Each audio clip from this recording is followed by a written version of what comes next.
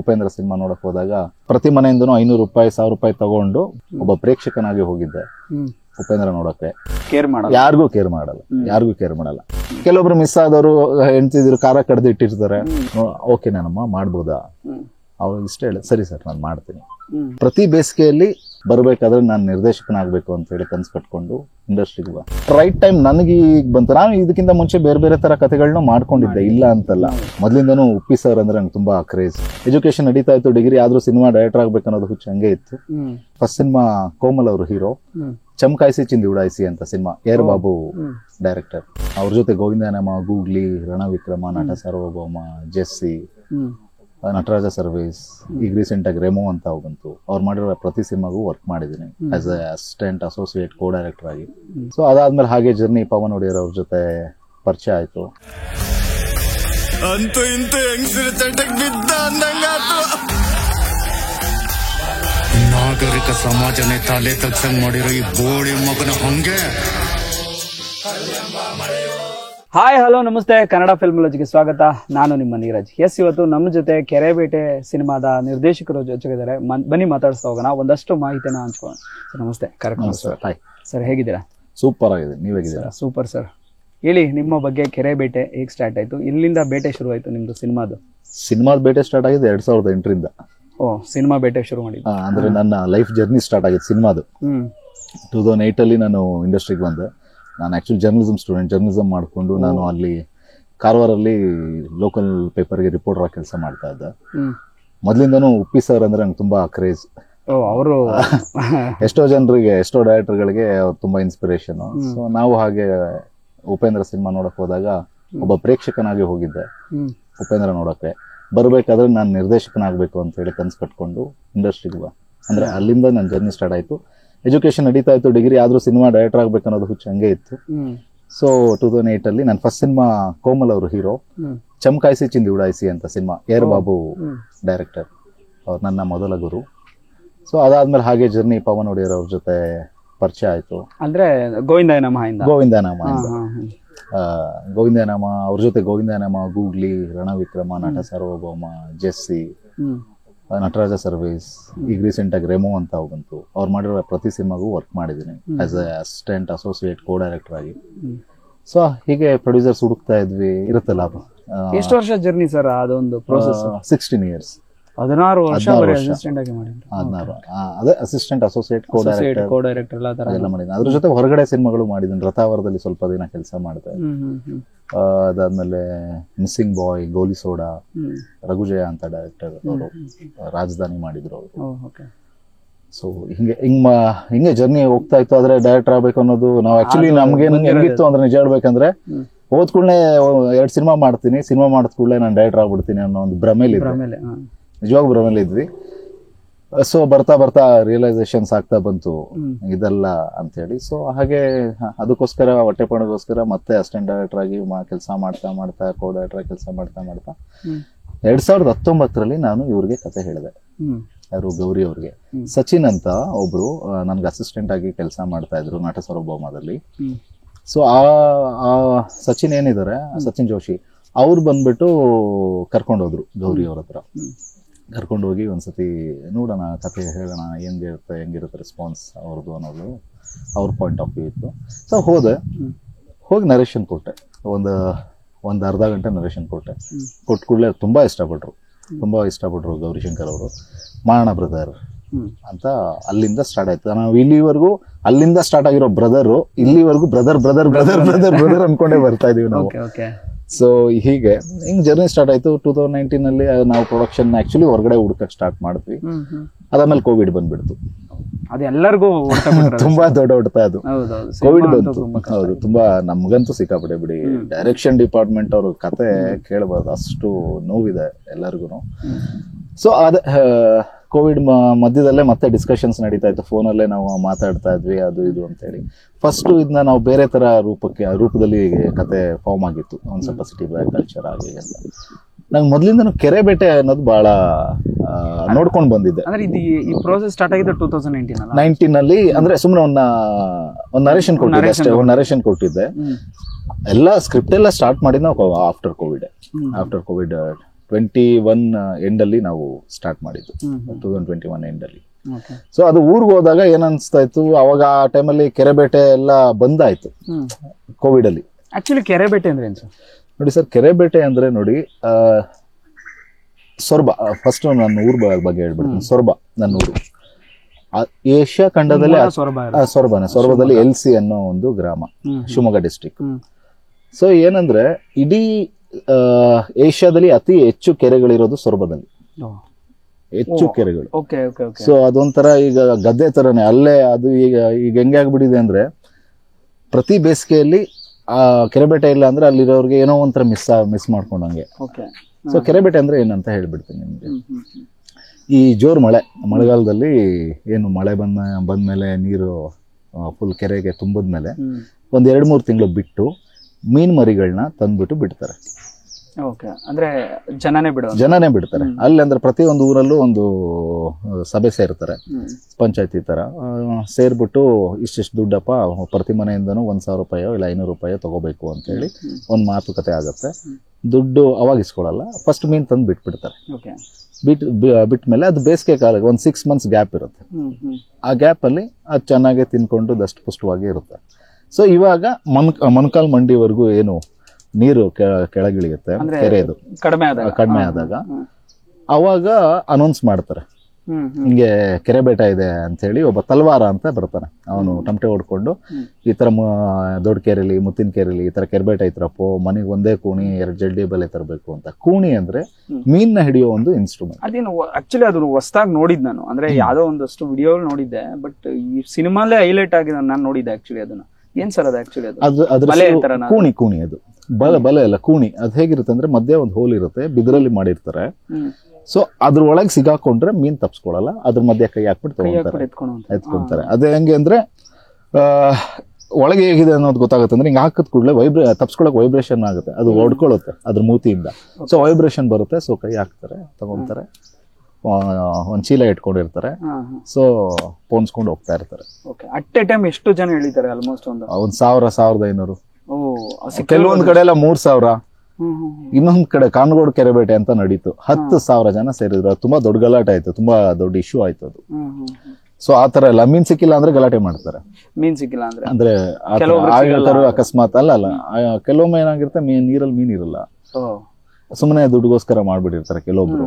So ಹಂಗಿದ್ದಾಗ ಬೇರೆ ಬೇರೆ ಹಳ್ಳಿಯಿಂದ ಬರ್ತಾರೆ, ಅದೇ ಊರವ್ರು ಬರಲ್ಲ. ಕೆಲವೊಮ್ಮೆ ಬೇರೆ ಬೇರೆ ಊರಿಂದ ಬಂದು ಮೀನ್ ಹಿಡಿಯಕ್ ಬರ್ತಾರೆ. ಅದೊಂಥರ ಖುಷಿ ಅಷ್ಟೇ, ಜೋಶ್ ಅವ್ರಿಗೆ. ಅದರಿಂದ ಇಯರ್ಲಿ ಒನ್ಸ್ ನಡೆಯುತ್ತೆ. ಅದೇ ಈ ಮಾರ್ಚ್ ಇಂದ ಏಪ್ರಿಲ್ ಮೇ ವರ್ಗೂ ನಡೆಯುತ್ತೆ.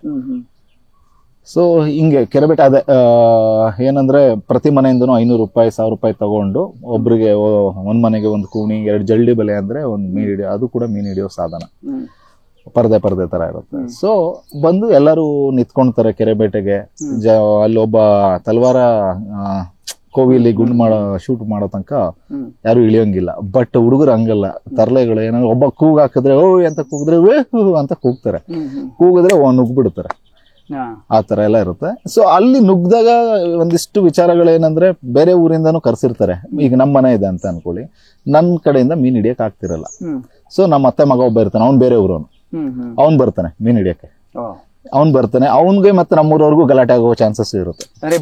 ಬೇರೆ ಊರಿಂದ ಬಂದವನೇ ಅವ್ನ ಅಕಸ್ಮಾತ್ ಜಾಸ್ತಿ ಮೀನು ಹಿಡಿದ್ರೆ ಸ್ವಲ್ಪ ಕಿರಿಕ್ಗಳು ಅದು ಇದೆಲ್ಲ ನಡೆಯುತ್ತೆ. ಬಟ್ ತುಂಬಾ ಒಳ್ಳೆ ಮಜಾ ಕೊಡುವಂತ ಕೆರೆಬೇಟೆ ಇದು. ತುಂಬಾ ಖುಷಿ ಕೊಡುತ್ತೆ, ಬಟ್ ತುಂಬಾ ಸ್ಟಾಮಿನಾ ಬೇಕಾದ್ರೆ. ಏನಿಲ್ಲ ಅಂದ್ರೆ ಒಂದು 500 ಮೀಟರ್ ಹಿಂದೆ ನಿಂತಿರ್ತಾರೆ. 500 ಮೀಟರ್ ಹಿಂದೆಯಿಂದ ಓಡ್ ಬರ್ಬೇಕು ಆ ಕೂಣಿ ಇಟ್ಕೊಂಡು. ಒಂದೇ ಸತಿ ನೀರಿಗೆ ಇಳಿದ ಕೂಡಲೇ ಉಸಿರಾಟ ಎಲ್ಲ ಒಂದ್ ಸ್ವಲ್ಪ ಏರುಪೇರು ಆಗ್ಬಿಡುತ್ತೆ. ಎಷ್ಟೋ ಜನ ಕೆಲವೊಬ್ರು ಆತರ ಆಗ್ತಾರೆ. ಅದಕ್ಕೆ ತುಂಬಾ ಗಟ್ಟಿತನ ಬೇಕು. ಗೆದ್ರೆ ಕಾಂಪಿಟೇಷನ್ ಕಾಂಪಿಟೇಷನ್ ಅದೊಂಥರ ಸಂಭ್ರಮ. ಈಗ ತಗೊಂಡು ಈಗೇನ್ ಮಾಡ್ತಾರೆ, ಹಿಡಿದವರು ಬಂದ್ಬಿಟ್ಟು ಅವ್ರ ರಿಲೇಟಿವ್ಸ್ಗೆಲ್ಲ ಕೊಡ್ತಾ ಹೋಗ್ತಾರೆ. ಅದೇ ಖುಷಿ ಅವ್ರಿಗೆ. ಅದಕ್ಕೆ ಅಂತಾನೆ ರಿಲೇಟಿವ್ ಹುಡುಗ ಒಬ್ಬ ಮನೆಗೆ ಬಂದಿರ್ತಾನೆ, ಮೀನು ನಮ್ಮ ಅಣ್ಣನೋ ನಮ್ಮ ದೊಡ್ಡಪ್ಪನೋ ಯಾರೋ ಮೀನ್ ತಗೋಬರ್ತಾನೆ ಅಂತ ಬಂದಿರ್ತಾರೆ. ತಗೊಳತಮ್ಮ ಅಂತೇಳಿ ಕೊಟ್ಟು ಕಳಿಸ್ತಾರೆ. ಅವ್ರಿಗೇನೋ ಖುಷಿ, ನಮ್ಮ ಅಣ್ಣ ನನಗೆ ನೀನ್ ತಂದ್ಕೊಟ್ಟ. ಸೊ ಆ ತರ ಒಂದು ಭಾವನೆಗಳು ಇದೆ ಇದ್ರಲ್ಲಿ. ಕೆಲವೊಬ್ರು ಮಿಸ್ ಆದವರು ಹೆಂಡ್ತಿದ್ರು ಖಾರ ಕಡ್ದು ಇಟ್ಟಿರ್ತಾರೆ, ಮೀನ್ ಸಿಕ್ಕಿದ್ರೆ ಬೈತಾ ಇರ್ತಾರೆ, ಹೋಗ್ರಿ ನಿಮ್ಗೆ ಮೀನ್ ಅವ್ರಿಗೆ ಖಾರ ಹರಿತಾರೆ, ಸೊ ನಿಮ್ಗೆ ನಾವು ಮೀನ್ ಹಿಡಿಯೋಕ್ ಬರಲ್ಲ, ಅದಕ್ಕೆ ನಮ್ ಹುಡುಗನ್ ಕರ್ಸೋಣ ಅಂತ ಹೇಳಿದೆ ಅಂತ ಹೇಳಿ. ಸೊ ನಡೀತಾ ಇರುತ್ತೆ, ಆ ತರ ಎಲ್ಲ ನಡೆಯುತ್ತೆ. ಇದು ಅದು ಓನ್ಲಿ ಫಾರ್ ಆ ಭಾಗದಲ್ಲಿ ಮಾತ್ರ ನಡೆಯೋದು ಅಥವಾ ಬೇರೆ ಕಡೆ ನಡೆಯುತ್ತೆ? ಇಲ್ಲ, ಇದು ಸೊರಬ, ಸಾಗರ, ಒಂದ್ ಸ್ವಲ್ಪ ಶಿರಾಳಕೊಪ್ಪ ಆ ಕಡೆ ಭಾಗದಲ್ಲಿ ನಡೆಯುತ್ತೆ ಇದು ಜಾಸ್ತಿ. ತುಂಬಾ ಇದೆ ಅಲ್ಲೆಲ್ಲಿದೆ, ಬಟ್ ತುಂಬಾ ಹೇರಳವಾಗಿ ನಡೆಯೋದು ನಮ್ಮ ಕೆರೆಬೇಟೆ, ಸೊರಬ, ಸಾಗರ ಆ ಕಡೆ ಭಾಗದಲ್ಲಿ ತುಂಬಾ ನಡೆಯುತ್ತೆ. S, super sir. ಅಂಡ್ ಮೊದಲನೇ ಸಿನಿಮಾಲೇ ನಮ್ಮ ಒಂದು ಸಂಸ್ಕೃತಿನ, ಅಂದ್ರೆ ನಮ್ಮ ಕರ್ನಾಟಕದ ಯಾವುದೇ ಭಾಗ ಇರಲಿ, ಅದು ಒಂದು ಸಂಸ್ಕೃತಿನ ಎತ್ತಿ ತೋರ್ಸಕ್ ಹೊರಟಿದ್ದೀರಾ. ಒಂದು ಕಂಗ್ರಾಚುಲೇಷನ್. ಯಾಕಂದ್ರೆ ಎಲ್ರಿಗೂ ಅದೊಂದು ದೇಸಿ ಪದ್ಧತಿನ ತೋರಿಸ್ಬೇಕು. ಅಂಡ್ ದೇಸಿ ಪದ್ಧತಿ ತೋರಿಸಿರೋದೇ ಕಾಂತಾರ ಹಿಟ್ ಆಗಿದ್ದು. ಹೌದು.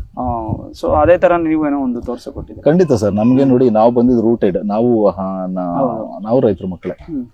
ಸೊ ಹೆಂಗೆ ಅಂದ್ರೆ ನಾವು ಏನ್ ನೋಡಿರ್ತೀವಿ ಅದನ್ನ ನಮ್ಗೆ ತೋರ್ಸ್ಬೇಕು ಅನ್ನೋದು ಆಸೆ ಇರುತ್ತೆ. ನಾವು ಬ್ಯಾಂಗ್ಳೂರ್ ಬಂದಾಗ ನಮಗೆ ಅನಿಸ್ತಾ ಇತ್ತು, ನಾವು ಕೂಡ ಇನ್ಸ್ಪೈರ್ಡ್ ಬೇರೆ ಬ್ಯಾಂಗ್ಳೂರ್ ಸಿನಿಮಾಸ್ಗಳು, ತೆಲುಗು ಸಿನಿಮಾಸ್ಗಳು ಅದನ್ನೆಲ್ಲ ನೋಡ್ಬಿಟ್ಟೆ ಬಂದಿದ್ದು ಖಂಡಿತವಾಗೂ. ಸೊ ಅದೇನೋ ಗೊತ್ತಿಲ್ಲ, ರೈಟ್ ಟೈಮ್ ನನಗೆ ಈಗ ಬಂತು. ನಾನು ಇದಕ್ಕಿಂತ ಮುಂಚೆ ಬೇರೆ ಬೇರೆ ತರ ಕಥೆಗಳನ್ನ ಮಾಡ್ಕೊಂಡಿದ್ದೆ, ಇಲ್ಲ ಅಂತಲ್ಲ. ಬಟ್ ನನ್ನ ಮನ್ಸಿಗೆ ತುಂಬಾ ಇಷ್ಟ ಆಗ್ತಿದ್ದು ನನ್ನ ಊರಿನ ಕಥೆಗಳು ತುಂಬಾ. ಬಟ್ ಅದು ನನ್ಗೆ ಅದೃಷ್ಟಕ್ಕೆ ನಮ್ಮ ಹೀರೋ ಕೂಡ ತೀರ್ಥಹಳ್ಳಿ ಅವರು, ಒಂದೇ ಶಿವಮೊಗ್ಗ ಡಿಸ್ಟ್ರಿಕ್ಟ್ ನಾವಿಬ್ರು.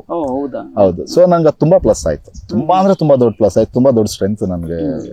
ವಿಷಯ ತಿಳ್ಕೊಂಡಿರ್ತಾರೆ, ನಾವೇನೇ ಡಿಸ್ಕಸ್ ಮಾಡಿದ್ರು ತುಂಬಾ ಅದು ಏನ್ ಹೇಳ್ತಾರೆ, ಅಥೆಂಟಿಸಿಟಿ ತುಂಬಾ ಸಿಗ್ತಾ ಇತ್ತು ನಮ್ಗೆ. ಅಂದ್ರೆ ಅವ್ರು ಊರ್ನವ್ರೆ, ನಾವು ಊರ್ನವ್ರೆ. ಸೊ ಅವ್ರು ಗೊತ್ತಿಲ್ದಿರೋ ವಿಚಾರ ನಾವ್ ಹೇಳ್ತಿದ್ವಿ, ನಮ್ಗೆ ಗೊತ್ತಿಲ್ದಿರೋ ವಿಚಾರ ಅವ್ರು ಹೇಳ್ತಾ ಇದ್ರು. ಸೊ ಅದೆಲ್ಲ ಸೇರಿ ನೀವು ಸಿನಿಮಾ ನೋಡಿ ಎಷ್ಟು ಸೂಕ್ಷ್ಮವಾಗಿ ವರ್ಕ್ ಆಗಿದೆ ಅಂದ್ರೆ ಎಲ್ಲಾ ವಿಚಾರಗಳು. ಇವಾಗ ನೋಡಿದಾಗ, ಅವಾಗ ಡಿಸ್ಕಷನ್ ಅಲ್ಲಿ ಮಾಡ್ಬೇಕಾದ್ರೆ ಹೀಟೆಡ್ ಡಿಸ್ಕಷನ್ಸ್ಗಳು ನಡೆಯೋದು. ಬಟ್ ಇವಾಗ ಅದೆಲ್ಲ ಏನಕ್ಕೆ ಅಂತ ಹೇಳಿ ಸ್ಕ್ರೀನ್ ಮೇಲೆ ನೋಡಿದಾಗ ಖುಷಿ ಆಗುತ್ತೆ. ಓಕೆ, ಅವತ್ತು ಅಷ್ಟು ಡಿಸ್ಕಷನ್ಸ್ ಆಗಿದ್ದಾಗ ಗುರು ಈ ಸಿನಿಮಾ ಈ ಹಂತಕ್ಕೆ ಬಂದಿದೆ ಅಂತ ಫೀಲ್ ಆಗುತ್ತೆ.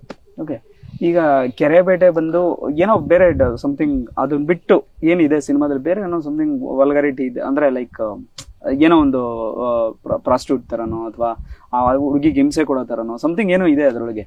ಏನಾದ್ರೆ ಟ್ರೈಲರ್ ನೋಡ್ಬಿಟ್ಟೆ ಹೇಳ್ತಾ ಇರೋದು. ಹೌದು, ಟ್ರೈಲರ್ ನೋಡಿ ಸಮಥಿಂಗ್ ಏನೋ ಇದೆ ಅದ್ರೊಳಗೆ, ಏನೋ ಇದೆ ಅನ್ನೋ ತರ ತೋರ್ಸಕ್ ಹೊರಟಿದ್ದಾರೆ. ಏನದು ಆಕ್ಚುಲಿ ಆ ಕ್ಯೂರಿಯಾಸಿಟಿ ಹಿಂಗೆ ಇರ್ಲಿ, ಏನೋ ಇದೆ, ಖಂಡಿತವಾಗೂ ಇದೆ. ಬಟ್ ಹೀರೋ ಕ್ಯಾರೆಕ್ಟರ್ ಹೆಂಗ ಅಂದ್ರೆ ರಗಡ್ ಕ್ಯಾರೆಕ್ಟರ್. ಅವ್ನು ಹೆಂಗೆ ಅಂದ್ರೆ ಯಾರ ಮುಖ ನೋಡಲ್ಲ, ತಪ್ಪು ಮಾಡಿದಾರ, ಯಾರು ತಪ್ಪು ಮಾಡಿದ್ರು ಹೋಗಿ ಬಾರಿಸೋದೆ. ಸೊ ಯಾರಿಗೂ ಕೇರ್ ಮಾಡಲ್ಲ. ಸೊ ಅದಕ್ಕೆ ಅಂತ ಒಂದಿಷ್ಟು ಸೀನ್ಗಳೇ ಇದೆ. ಅದು ಆ ಸೀನ್ ನೋಡ್ಬಿಟ್ರೆ ಗೊತ್ತಾಗತ್ತೆ ಅವ್ರು ಎಷ್ಟು ಅದು ವಲ್ಗರ್ ಹೇಗಾಗತ್ತೆ ಅಂದ್ರೆ, ಈಗ ಫಾರ್ ಎಕ್ಸಾಂಪಲ್ ಗೊತ್ತಾಯ್ತು, ಅದು ಖಂಡಿತವಾಗೂ ಇರುತ್ತೆ. ವಿತೌಟ್ ರೀಸನ್ ಯಾರು ಕೂಡ ಆತರ ಮಾಡಲ್ಲ. ಒಂದ್ ಕಾರಣ ಅಂತೂ ಖಂಡಿತವಾಗೂ ಇರುತ್ತೆ. ಆ ಕಾರಣ ಸಿನಿಮಾದಲ್ಲಿ ನೋಡಿದ್ರೆ ತುಂಬಾ ಖುಷಿ ಪಡ್ತೀರಾ, ಸೀಟ್ ಎಡ್ಜಿಗೆ ಬಂದು ಕುತ್ಕೊಂತೀರಾ. ಸೊ ಆತರ ವಿಚಾರನೇ ಇರೋದಲ್ಲೆಲ್ಲ. ಏನು ಆಕ್ಚುಲಿ ಏನ್ ಬೇಸ್ಡ್ ಆಗಿ ಅದ್ರ ಒಂದು ಕೆರೆಬೇಟೆ ಒಂದು ಹಳ್ಳಿ ದೇಶದ ಇಟ್ಕೊಂಡೆ ಮಾಡ್ತಿರೋದು.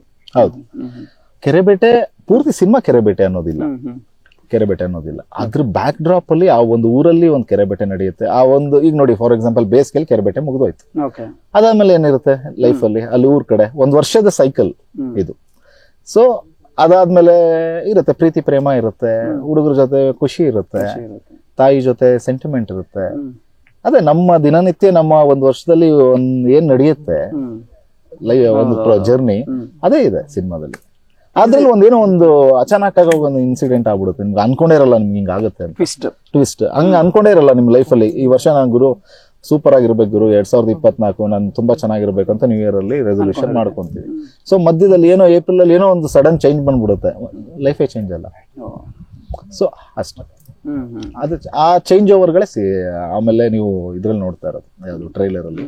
ಬಟ್ ಅದಕ್ಕೆ ಎಲ್ಲದಕ್ಕೂ ಜಸ್ಟಿಫಿಕೇಶನ್ ಇದೆ, ಇಷ್ಟಪಡ್ತೀರಾ. ಅಂಡ್ ಯೂಶಲಿ ಇದು ಏನು ರಿಯಲ್, ಲೈಕ್ ನಾನೇನ್ ಕೇಳ್ಬಿಟ್ಟೆ ಅಂದ್ರೆ ಇದೇನಾದ್ರು ಪ್ರೀವಿಯಸ್ ಅಂದ್ರೆ ಲೈಕ್ 80s 90s ಆತರ ಕತೆ? 2002 ಆ ಕಾಲಘಟ್ಟದಲ್ಲಿ ನಡೆಯುತ್ತೆ. ಆ ಕಾಲಘಟ್ಟದಲ್ಲಿ ಒಂದು ಆಲ್ಮೋಸ್ಟ್ 20 ಇಯರ್ಸ್ ಬ್ಯಾಕ್ ಕತೆ. 20 ಇಯರ್ಸ್ ಬ್ಯಾಕ್. ಹೌದು. ಸೊ ಅಂದ್ರೆ ಆ ಏನಾದ್ರು ರಿಯಲ್ ಇನ್ಸಿಡೆಂಟ್ ಏನೋ ಇಟ್ಕೊಂಡು ಮಾಡ್ತಾ ಇರೋದು, ಅದು ಹೇಗಿದೆ? Real story base? Real story ಅಂತ ಏನಿಲ್ಲ, ಬಟ್ ಏನಂದ್ರೆ ಕೆಲವೊಂದು ಕ್ಯಾರೆಕ್ಟರ್ಗಳು ಕೂಡ ಇನ್ಸ್ಪೈರ್ಡ್ ಆಗಿರ್ತೀವಿ. ಈಗ ಫಾರ್ ಎಕ್ಸಾಂಪಲ್ ಏನ್ ನೋಡಿದಾಗ ನೀವು ಕೂತಿರೋ ಸ್ಟೈಲ್ ನೋಡಿದ ಕೂಡಲೇ ಓಕೆ ಈ ಕ್ಯಾರೆಕ್ಟರ್ ಇಂದ ಏನೋ ಒಂದು ವಿಚಾರ ಇದೆಯಲ್ಲಪ್ಪ ಅಂತೇಳಿ ಅದು ಬರಿಬೇಕಾದ್ರೆ ಒಂದು ಬರ್ದಿರ್ತೀವಿ. ನಾವು ಊರಲ್ಲೇ ನೋಡಿರೋಂತ ಒಂದಿಷ್ಟು ವ್ಯಕ್ತಿತ್ವಗಳನ್ನ ತಗೊಂಡು ಒಂದಿಷ್ಟು ಬರ್ದಿದೀವಿ, ಬಟ್ ಯಾವ್ದೇ ಸ್ಟೋರಿ ರಿಯಲ್ ಆಗಿ ಏನೋ ಆ ತರದ್ದು. ಬಟ್ ಪಾತ್ರಗಳು ಬಂದ್ಬಿಟ್ಟು ಕ್ಯಾರೆಕ್ಟರ್ಗಳು ರಿಯಲ್. ಒಂದು ದೇಸಿ ಕಥೆನ ಮುಟ್ಸಕ್ ಹೊರಟಿದ್ದೀರಾ, ಇಲ್ಲಿ ಯಾವ್ಯಾವ ಪಾತ್ರವರ್ಗಗಳು ಬರುತ್ತೆ ಸರ್? ಪಾತ್ರವರ್ಗ ದೇಸಿ ಕಥೆನ ಮುಟ್ಸಕ್ ಹೊರಟಿದ್ದೀರಾ, ಸೊ ಇಲ್ಲಿ ಪಾತ್ರವರ್ಗ ಯಾವ? ಪಾತ್ರವರ್ಗ ನೋಡಿ, ಇಲ್ಲಿ ತುಂಬಾ ನನಗೆ ಖುಷಿ ಕೊಟ್ಟಂತ ಪಾತ್ರಗಳು ಎಲ್ಲಾನು ನಿಜ ಹೇಳ್ಬೇಕಂದ್ರೆ, ಮೊದಲನೇದಾಗಿ ಹೀರೋ ಗೌರಿಶಂಕರ್, ಹುಲಿಮನೆ ನಾಗ ಅಂತ ಒಂದು ಪಾತ್ರ. ಹುಲಿಮನೆ ನಾಗ ಏನು ಮಾಸ್ ಆಗಿದೆ, ಅವರ ಮನೆತನದ ಹೆಸರು ಆ ಸಿನಿಮಾದಲ್ಲಿ ಅಷ್ಟೇ ಮಾಸ್ ಆಗಿ ತುಂಬಾ ಚೆನ್ನಾಗಿ ಮಾಡಿದ್ದಾರೆ. ಅದಾದ್ಮೇಲೆ ಬಿಂದು ಶಿವರಾಮ್ ಅಂತ ಹೀರೋಯಿನ್, ಹೊಸಬ್ರು ಆಡಿಷನ್ ಮಾಡಿ, ಒಂದು ಆಡಿಷನ್ಗೆ ಏನಿಲ್ಲ ಅಂದ್ರೂ ಒಂದು 40 ಜನ ಹುಡುಗಿರು ಬಂದಿದ್ರು ಅಂತ ಅನ್ಕೊಂತೀನಿ ನಾನು, ಅಪ್ರಾಕ್ಸಿಮೇಟ್ ಆಗಿ ಹೇಳ್ತಾ ಇದೀನಿ. ಸೊ ಅದ್ರಲ್ಲಿ ಈ ಹುಡುಗಿ ಬರ್ತಾಳೆ. ಬಂದಾಗ ಒಂದ್ ನೋಡಿದ ಕೂಡಲೇ ನನ್ಗೆ ಹೆಂಗಿರ್ಬೇಕಿತ್ತು ಅಂದ್ರೆ ಒಂದ್ ಮಲ್ನಾಡ್ ಹೆಣ್ಣು ಆತರ ಇರ್ಬೇಕು. ಅವಳು ಚೂಡಿದಾರ್ ಹಾಕೊಂಡ್ ಬಂದಿದ್ಲು, ನೋಡಿದ ಕೂಡಲೇ ತುಂಬಾ ಓಕೆ ಇದು ಕರೆಕ್ಟ್ ಇದೆಯಲ್ಲ, ನಮ್ಮೂರು ಹುಡುಗಿ ತರನೇ ಇದ್ದಾಳಲ್ಲ ಅಂತ ಅನ್ಕೊಂಡು ಫೀಲ್ ಮಾಡ್ಕೊಂಡು ಕತೆ ನರೇಟ್ ಮಾಡಿದೆ ನಾನು. ನರೇಟ್ ಮಾಡಿದ ಕೂಡಲೇ ಒಂದಿಷ್ಟು ಸ್ಟ್ರಾಂಗ್ ವಿಚಾರಗಳಿದೆ ಅದ್ರಲ್ಲಿ. ಒಂದು ಹೆಣ್ಣು ಮಗುಗೆ ಗಟ್ಟಿತನ ಬೇಕು ಅಂತ ಸೀನ್ಗಳೆಲ್ಲ ಮಾಡಕ್ಕೆ. ಸೊ ಕೇಳಿದಿಷ್ಟೇ, ಒಂದೇನೋ ಒಂದು ಪಾಯಿಂಟ್ ಇರ್ತಿತ್ತು, ಅದೇ ಹೇಳ್ತಾ ಇದ್ದೆ ನಾನು. ಓಕೆ ನಾನಮ್ಮ ಮಾಡ್ಬೋದಾ? ಅವ್ರು ಇಷ್ಟೇ ಹೇಳಿ, ಸರಿ ಸರ್ ನಾನು ಮಾಡ್ತೀನಿ ಅಂತ ಹೋಯ್ತು. ಅದ್ರ ಜೊತೆಗೆ ನಮ್ಮ ಇನ್ನೂ ಆಡಿಷನ್ ಪ್ರೊಸೆಸ್ ನಡೀತಾನೆ ಇತ್ತು ನಮ್ದು. ಬೇರೆ ಯಾರು ಬೆಟರ್ ಸಿಗುತ್ತಂತ ಆಸೆ ಅಲ್ಲ, ಬೆಟರ್ ಸಿಗುತ್ತಾ ಅಂತ. ಸೊ ಫೈನಲ್ ಆಗಿ ನಮ್ಗನ್ಸಿದ್ದು ಈ ಹುಡುಗಿ ಸೂಟ್ ಆಗ್ತಾಳೆ ಅಂತೇಳಿ ನಾನು, ಗೌರಿಶಂಕರ್ ಅವರು ಮತ್ತೆ ಎಲ್ಲ ನಮ್ಮ ಪ್ರೊಡಕ್ಷನ್ ಟೀಮು ಎಲ್ಲ ಕೂತ್ಕೊಂಡು ಡಿಸ್ಕಸ್ ಮಾಡಿ, ಸೊ ಈ ಹುಡುಗಿಗೆ ಅಂತೇಳಿ ಫೈನಲ್ ಮಾಡಿದ್ವಿ. ಅದಾದ್ಮೇಲೆ ಟ್ರೈನ್ ಮಾಡಿದ್ವಿ. ಸದಾಶಿವ್ ನೀನಾಸಂ ಅಂತ ನನ್ನ ಫ್ರೆಂಡ್ ಅವರು, ಸೊ ಅವರಿಂದ ಒಂದ್ ಸ್ವಲ್ಪ ಟ್ರೈನ್ ಮಾಡಿ, ನಾನು ಒಂದ್ ಸ್ವಲ್ಪ ಟ್ರೈನ್ ಮಾಡಿಕೊಂಡು ನೀಟಾಗಿ ಮೋಲ್ಡ್ ಮಾಡಿ ರೆಡಿ ಮಾಡಿದ್ವಿ. ತುಂಬಾ ಚೆನ್ನಾಗಿ ಆಕ್ಟ್ ಮಾಡಿದಾಳೆ. ನೀವು ನೋಡಿದ್ರೆ ಗೊತ್ತಾಗುತ್ತೆ ಸಿನಿಮಾನ. ನಾನು ಇನ್ನೇನು ಹೇಳ ಜಾಸ್ತಿ ಮಾತಾಡಕ್ಕಾಗಲ್ಲ ಅದ್ರ ಬಗ್ಗೆ.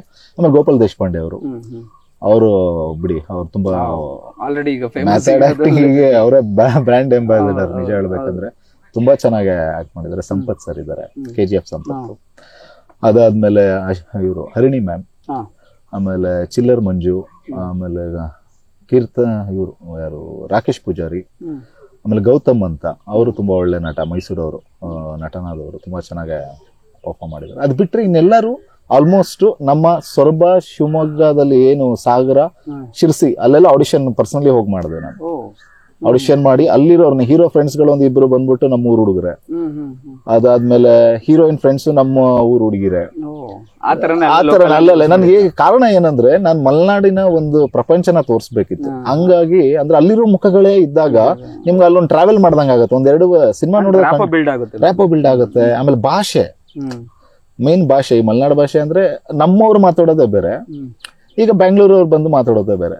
ಈಗ ಬಟ್ ಆದ್ರೆ ನಮ್ಮ ಯಾರು ಆರ್ಟಿಸ್ಟ್ ಇದಾರಲ್ಲ ಬೇರೆ, ಗೋಪಾಲ್ ದೇಶಪಾಂಡೆ ಅವರು, ಹರಿಣಿ ಅವರು ಹೀರೋಯಿನ್ನು, ಆಮೇಲೆ ಸಂಪತ್ ಸರ್, ಎಲ್ಲರೂ ಆ ಭಾಷೆಗೆ ತುಂಬಾ ಚೆನ್ನಾಗಿ ಅಳವಡಿಸ್ಕೊಂಡಿದ್ದಾರೆ ನಮ್ಮ ಭಾಷೆನ. ತುಂಬಾ ಚೆನ್ನಾಗಿ ಗೊತ್ತೇ ಆಗಲ್ಲ ನಿಮ್ಗೆ ಅವರು ಮಲೆನಾಡು ಅಂದ್ರೆ ವರ್ಗನವರು ಅನ್ನೋದು. ಸೊ ಅದೇ ಆಡಿಷನ್ ಮಾಡಿದ್ವಿ. ಒಂದಿಷ್ಟು ಆಡಿಷನ್ ಮಾಡಿದ್ಮೇಲೆ ಅಲ್ಲಿರುವಂತ ಲೋಕಲ್ ಪ್ರತಿಭೆಗಳಿಗೆ ಅವಕಾಶ ಕೊಟ್ವಿ.